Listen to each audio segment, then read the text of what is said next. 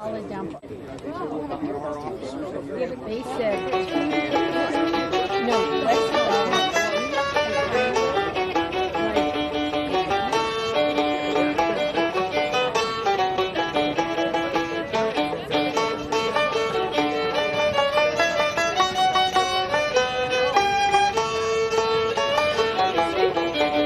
There are many brave men in this southern land who have hurried away to the field, who have sworn to defend us or die in the cause ere our independence they'll yield. I hear their war cry sounding, sounding deep over mountain and glen.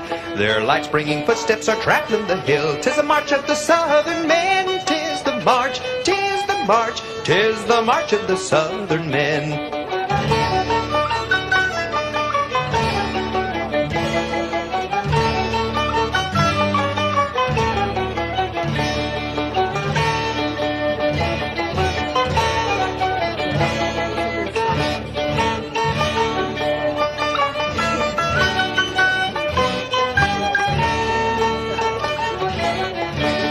How bravely they move under fire, though they know their kindred they ne'er may see more, and cheerfully follow their chief to the field where they gathered their laurels before. I hear their war cry sounding, sounding deep over mountain and glen. Behold, their battalions are charging again. 'Tis the march of the southern men. 'Tis the march, 'tis the march, 'tis the march of the southern men.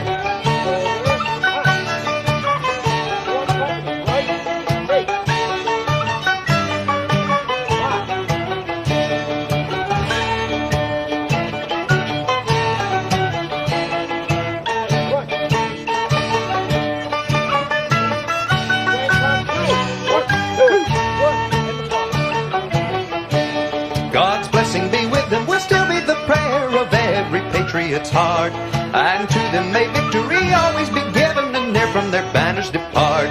I hear their war cry sounding, sounding deep over mountain and glen. Their bright gleaming bayonets have carried the hill. 'Tis the march of the southern men. 'Tis the march, 'tis the march, 'tis the march of the southern men.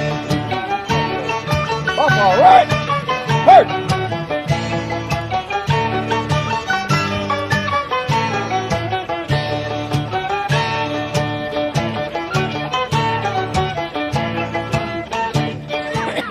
Being a lawyer, that's pretty hard to do. Be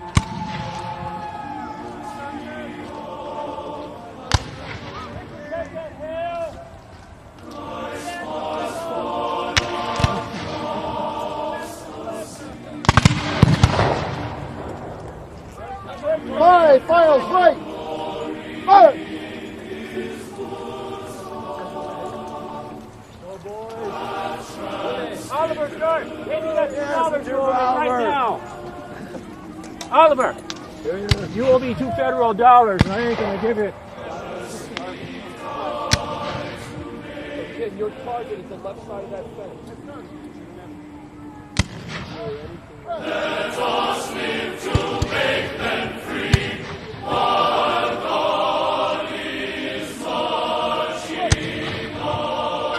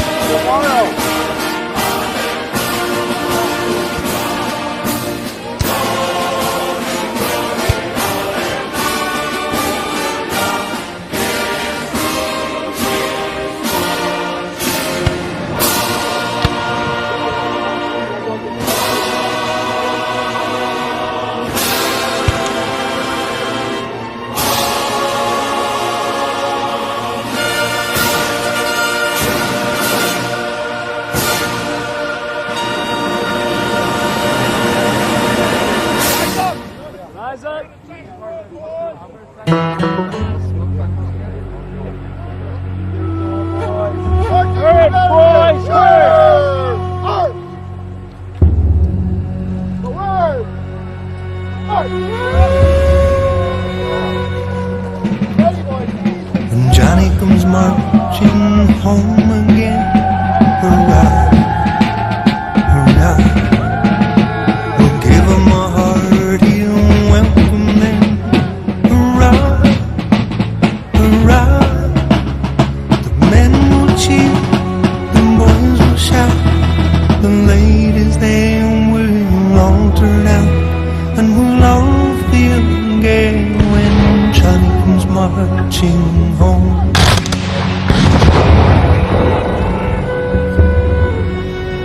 The old church bell will peal with joy.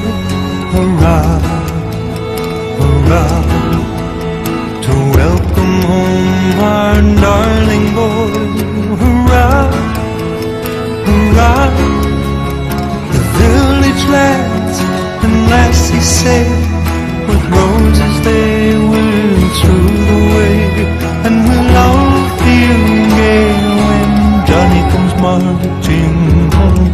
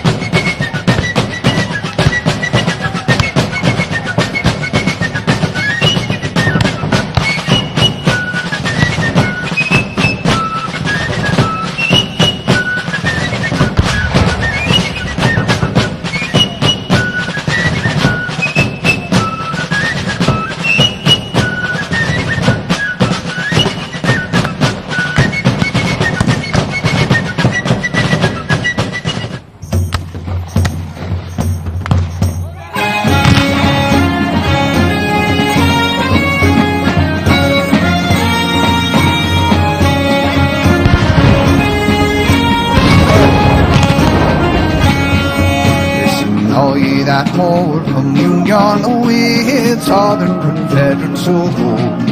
And I'll tell you some men for the Union who in northern ranks were enrolled. They came to Missouri in their glory and thought at their might we'd be dismayed.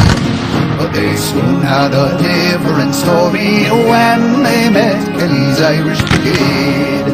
When they met with the Irish Brigade, my boys, when they met with the Irish Brigade. Didn't those cowardly Lincolnites tremble when they met with the Irish Brigade?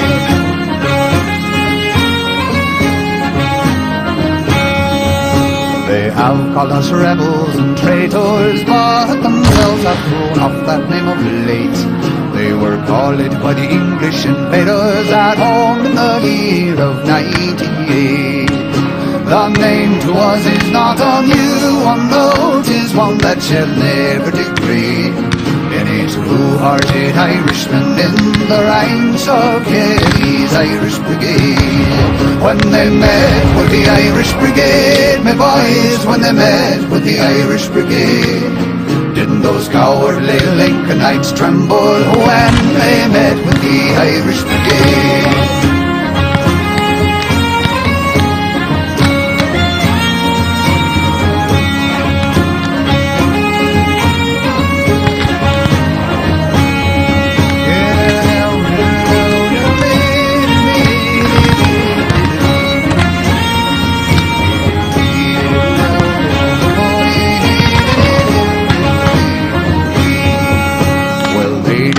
Call us invaders, 'tis but stakes, rights and liberty we ask.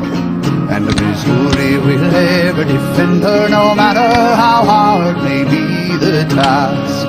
Then let true Irishmen assemble, let the voice of Missouri be obeyed. And the northern fanatics will tremble when again they meet Kelly's Irish Brigade. When they met with the Irish Brigade, my boys, when they met with the Irish Brigade, didn't those cowardly Lincolnites tremble when they met with the Irish Brigade? when they met with the Irish Brigade, my boys, when they met with the Irish Brigade. Didn't those cowardly Lincolnites tremble when they met with the Irish Brigade?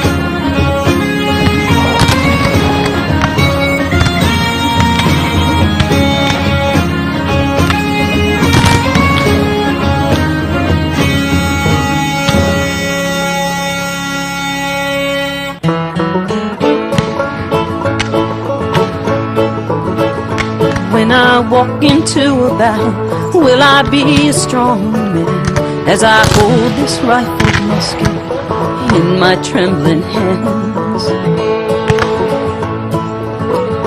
Will I turn around and run and be shunned by everyone, or fight proud and brave and be taken to my grave?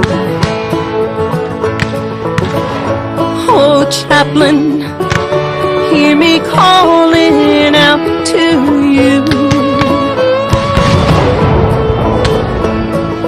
What's a young boy's heart supposed to do? And chaplain, take me by your weary side and pray for me to go to heaven should I die. Will I be sickened by the blood that colors the farmer's food? Will I cry out loudly for the death of my peers? Will I go to shoot a man and be frozen in my stance, or will I shoot him down with just one round? Oh, here I go again. Oh, chaplain, hear me calling out to you. What's a young boy's heart supposed to do? And chaplain, take me by your weary side and pray for me to go to heaven should I die. And this train keeps rolling down these old rusty rails. You can hear her whistle blowing across this northern Ohio trail. When I reach my destination, I will try to be brave. I will fight for my country, no matter what it takes. And if I do not survive, will someone please take me home and bury me in the soil of Ohio? Oh, chaplain, hear me calling out to you. What's a young boy's heart supposed to do? And chaplain, take me by your weary side and pray for me to go to heaven should I die. And pray for me to go to heaven should I die.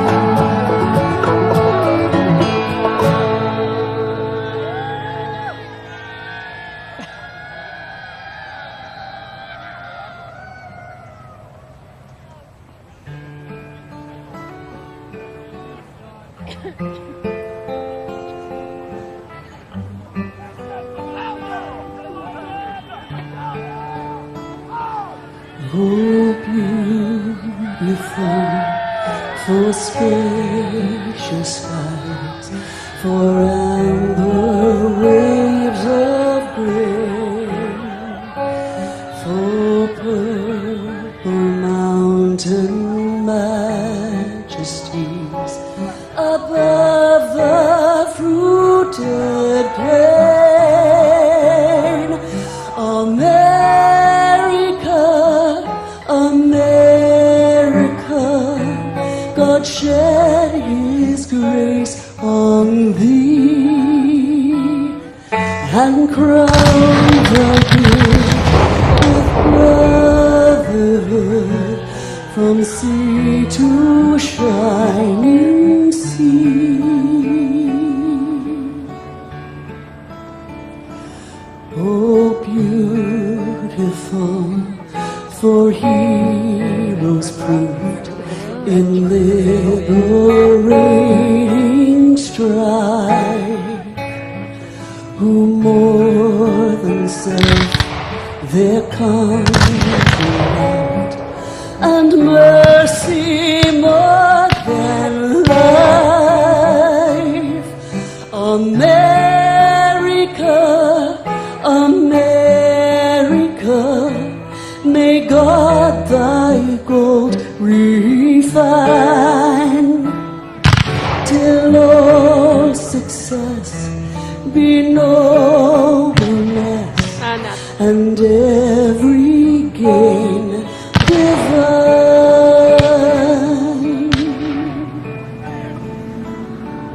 Oh, beautiful for patriot dream that sees beyond the years. Thine alabaster cities gleam, undimmed by human tears. America, America, God shed his grace on thee and crowned thy good with brotherhood from sea to shining sea, and crowned thy good with brotherhood from sea Hear the boys as they march along. Is that okay with you? Cheer goes this way. Hip hip huzzah. Huzzah being another way of saying hooray. Hip hip huzzah. 3 times. And after the 3rd time, we give a growl like a tiger. Okay? Hip hip huzzah. Hip hip huzzah. Hip hip huzzah, and a tiger. Okay, now everyone has to do it, or it won't be good enough. And it's going to be to the infantry. Okay, everybody good for that? To the infantry! Hip hip huzzah! Hip hip huzzah! Hip hip huzzah!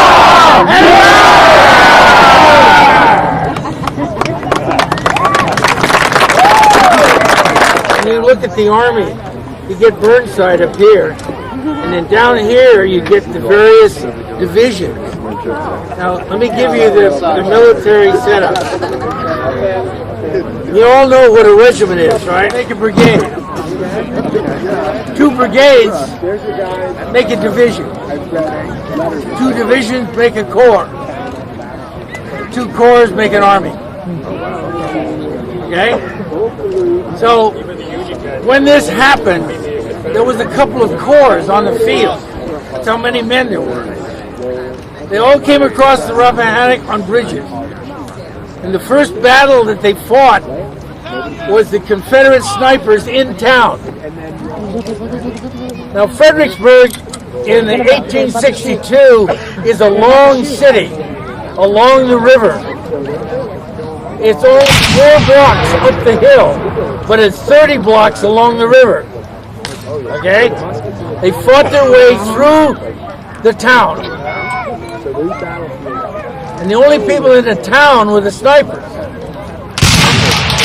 When they got out of town, then they had to form up at the bottom of the hill. This hill is very much like the one at Fredericksburg. Halfway up the hill at Fredericksburg is a stone wall, just like this stone wall. Beyond the stone wall up the hill at the top is level where the artillery was. Now you've got Confederate artillery that are firing over the heads of the Confederate infantry, firing at the troops behind stone wall, and the ditch. They had ditched the ground behind the stone wall, so the stone wall was almost shoulder deep. Okay? These people had nothing. Absolutely nothing. The direct assault or frontal assault was ordered by Burnside, and he kept that going for a whole day. You too. He only withdrew the next day. So about 10 regiments were probably wiped out at that one stone. 13,000 casualties on the Union side alone. Okay? Did any of those brigadiers go back to the side and say this was Oh yeah. The engineers told him not to put the bridges where he did. The engineers told him to put the bridges a mile down river where there were no artillery, so out of the range of the Confederate artillery, so the Confederate artillery couldn't hurt the bridges. The first 3 bridges they put over, Confederate artillery blew out of the water. You realize what I lost? I lost 40 large wooden pontoons. Well, this is the last day. So sometimes what they will do is the Confederates will meet with the Union. They'll face each other and they will salute each other with rifle fire. And that is the salute, and it always happens, or usually happens anyway. And what that is we're saying to each other with rifle fire, we are the Confederates, we are the Union, but we are all brothers. Okay? You don't ever want to go back into this, I hate you because you're gray, I hate you because you're blue. No, that happened once, we don't do that anymore. What is your name? My name? Today or Monday? Monday, my name is Jim Matthews. Okay, quick question, Jim. Quick question. Looks like the Unions were wiped out that day. Yes. Were the Confederates allowed to come out and finish them off with their bayonets? Did they do that too? Bayoneting the wounded is extreme No, cowardice. Oh, I know, but they were allowed. I wouldn't say that. They were allowed eventually to retrieve the wounded. Yeah. Okay. They wouldn't be likely to do that. Lee was in charge of the. Well, yeah, but and he did not tolerate. Yeah, it isn't just Lee. It's these people disagreed with each other because of political views. Political views don't go to manslaughter. I mean, rifle fire is wartime, but finishing off somebody with a sword after he's been wounded is manslaughter. Okay, and that wasn't what they were into. If you have an argument with someone and you can't settle it with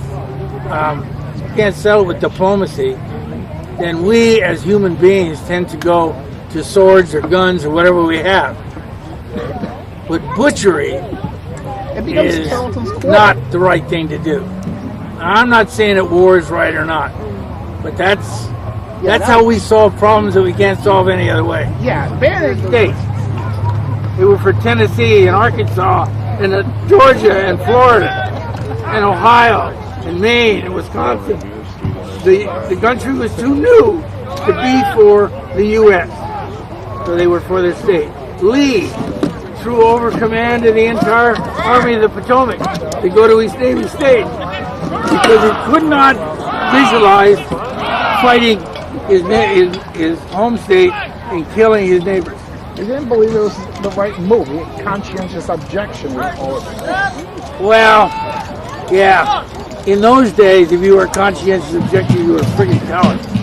That's all it was doing. It wasn't a fancy word. Ladies and gentlemen, the Confederate Army.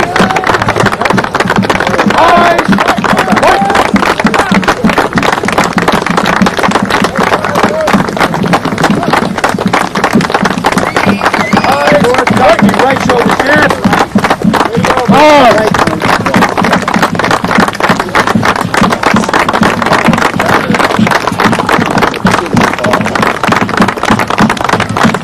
In reenactment, the winner is the first army to pass by the spectator. The second army to pass by the spectator is the loser for the day. How many casualties does the South have that day? What? How many casualties does the South have that day? Confederates. Less than half. If the Union lost 13,000, what is half, you think? Let me tell you something about reenactment. Yeah, it's kind of interesting. The Confederate Army will always march in front of the spectator.